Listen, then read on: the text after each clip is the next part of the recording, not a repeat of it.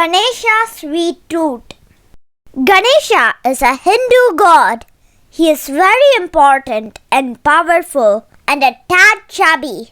But when he was a kid, he was just like any other kid, except that he had an elephant's head and cruised around on a magical mouse collecting fruit, rice, sweets, and other gifts from the temples in his neighborhood. Ganesha loved to eat sweets and candy, especially the traditional Indian dessert laddu. His best friend, Mr. Mouse, could eat only one at a time, which was okay by Ganesha. He didn't want to share all his laddus. Squeak!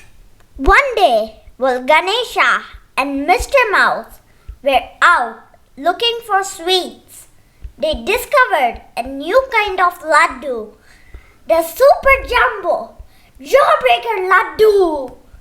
Ganesha snatched up the shiny treat and was about to eat it right there on the spot. Wait! Squeaked Mr. Mouse.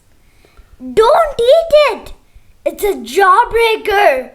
It will break your tusk. But I am God, said Ganesha. I am invincible. Ganesha popped the laddu in his mouth. He bit down and snap! Squeak!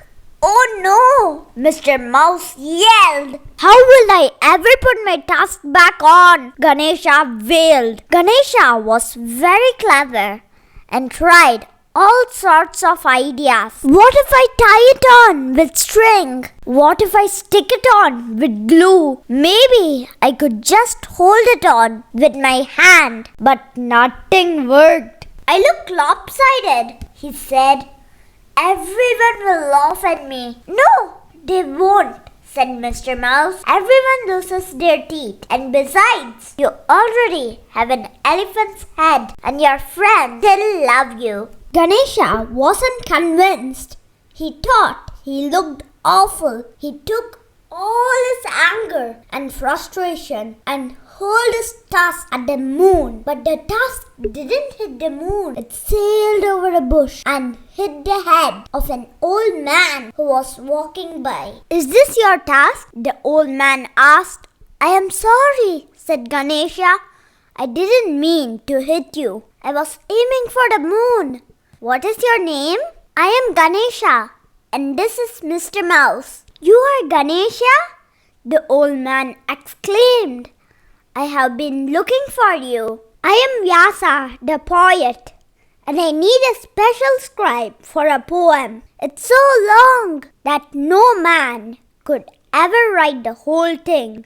All the pens in the world would break before it was done. I am not a man, said Ganesha, and I love stories, but I don't have anything to write with. What about your tusk? Vyasa asked. That's just a big tooth, Ganesha said. It's a very special tooth, Vyasa explained, handing Ganesha a piece of paper. Give it a try. Ganesha took the paper and pressed down with the tip of his tusk.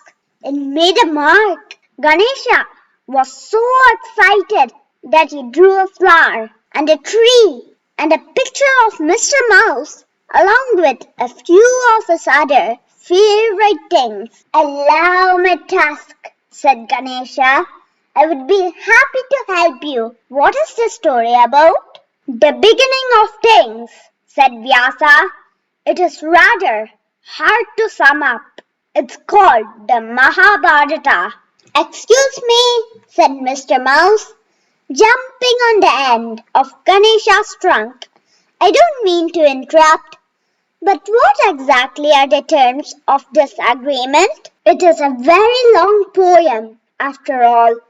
Can you tell the whole story in one go, Vyasa? No stopping? As long as Ganesha understands the meaning of everything I say. Can I eat sweets while I write? Asked Ganesha. As long as you don't stop writing, said Vyasa. Ganesha and Mr. Mouse agreed.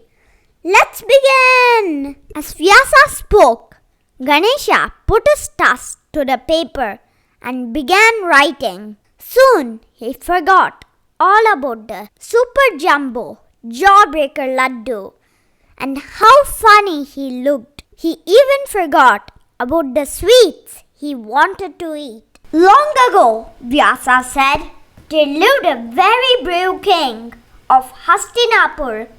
One day, when he was out hunting, he happened upon a beautiful woman sitting on the banks of the Ganga river. 100,000 verses later, Ganesha put down his tusk.